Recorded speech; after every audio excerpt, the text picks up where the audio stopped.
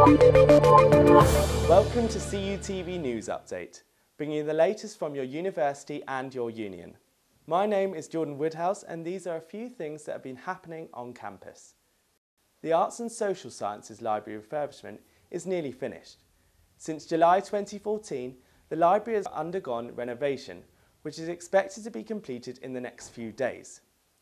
Several improvements have been made in the library. On the ground floor, a new short loan area was created just last week, with more desk space and plug sockets. A casual seating area has also been created just as you come into the ASSL. 5 brand new self-issue kiosks have also been installed, making it easier to borrow books.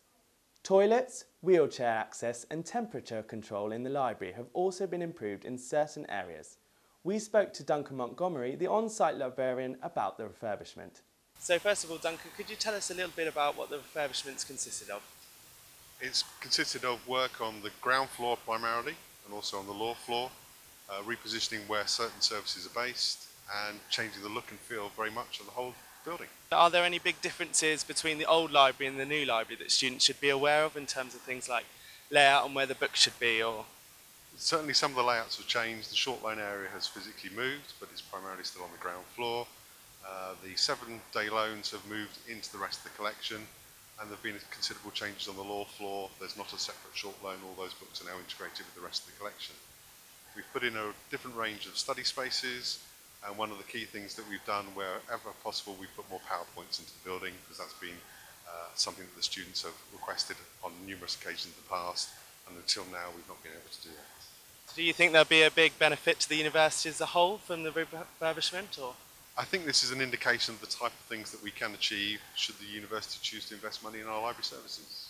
The Students' Union has cancelled a gig by sexist comedian Dapper Laughs. The comedian, who describes himself as a proper lad, was scheduled to perform at IPLAS in February, but it has been cancelled after 700 students signed a petition asking the union to cancel the event. Dapper Laughs is infamous for his often misogynistic and sexist jokes. We spoke to Vicky Chandler, a journalism student at Cardiff University who started the petition. I think lad culture has become really prominent at university. So when I saw that Dapper Laughs was performing, I was completely shocked that a university that stood by equal rights and the rights of women were letting him do that. I went forward, complained about it, but I thought that they needed more people to come forward themselves and say, we don't like that he's playing. Students and staff as well, a lot of staff have come forward as well and signed the petition. In 4 days, we had well over 700 people sign it. They had a poll online, and about 89% of people that signed it said they didn't want him to perform. We made it clear from the start, if he was performing in an external venue in Cardiff, we wouldn't care. It was the fact that he'd been given a soapbox in our Students' Union that went against all the policies that they try and uphold, like the zero tolerance and the anti-lad culture policy.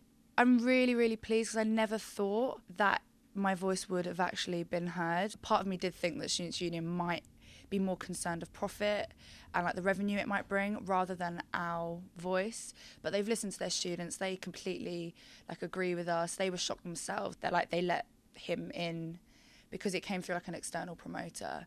So yeah, it's really nice to see that we were actually listened to. The Students' Union has an anti-lad culture policy, which was passed at Student Senate in December 2013.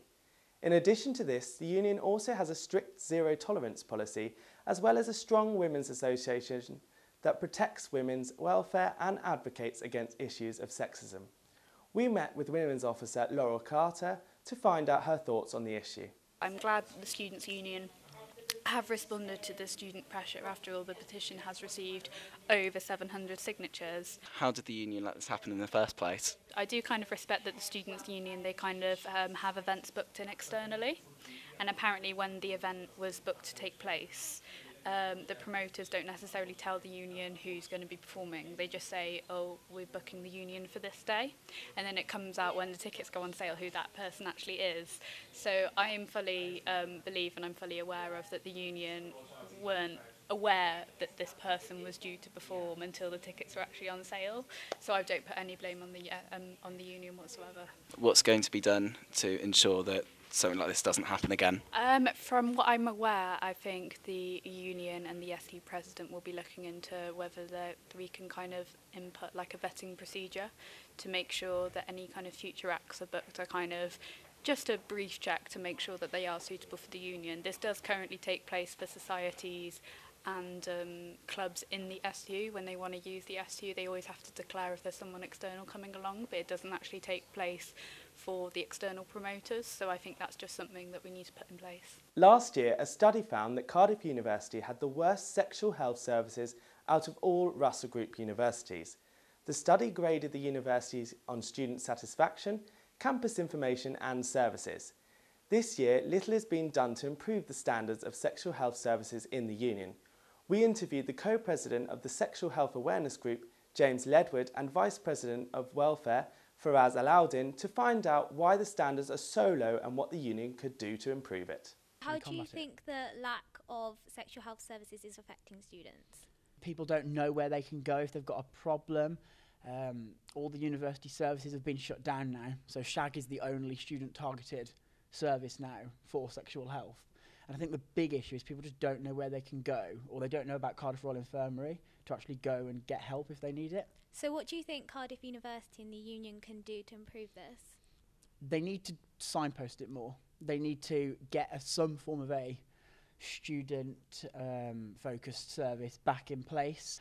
There needs to just be some form of an allocation of money or something to put into sexual health. What do you think the university and the union can do to improve these poor standards? Well, one thing that hopefully was on my manifesto point, and hopefully we're in the final stage of lobbying for, is a GP clinic on campus. It would be a good start in terms of if a student came to a GP, especially if it's on campus, if it's on Park Place, for example, they'd know exactly where to go, and then they would be able to either deal with the problem or refer them to the other places around Cardiff that could help them, like the CRI. I think there's a clinic in Roath, obviously if they need to go up to the Heath, but at least that gives them a focal point to go to. So what other services do you think the university could offer students? Well, we used to have the family planning clinic at 47 Park Place, which used to run once a week. If you had a sexual health problem, you'd know to go to 47 Park Place. And I think that's something that I'd love to try and bring back, and I'm actually lobbying for it and trying to get the university on board with it as well to actually get that back. The Students' Union has recently axed newly launched Monday Night Vinyl. The night was to be an edgy alternative to YOLO and Flux, but only survived 5 Mondays in A+. We interviewed Student Union President Elliot Howells to find out what went wrong. We've tried Monday nights in the past with mixed success. I think a few years ago we had a night called Control or Delete, which again, for want of a better phrase, flopped. So we pulled that as well. But then we thought this year, we haven't had a Monday for a couple of years. We had a really, really successful year commercially last year in terms of our club nights with Flux and The Lash, as it was known last year. So we thought we'd give a Monday a go with a bit of an alternative edge and launch vinyl. Students just don't seem to want a Monday. I think that could be for various reasons. One being nationally, students are going out less, so there's a national trend of students are going clubbing less, because with the increase of fees to £9,000, there's more of a focus on their studies, and if they're going out on a Wednesday and a Saturday as well, it probably isn't the best idea to go out on a Monday too.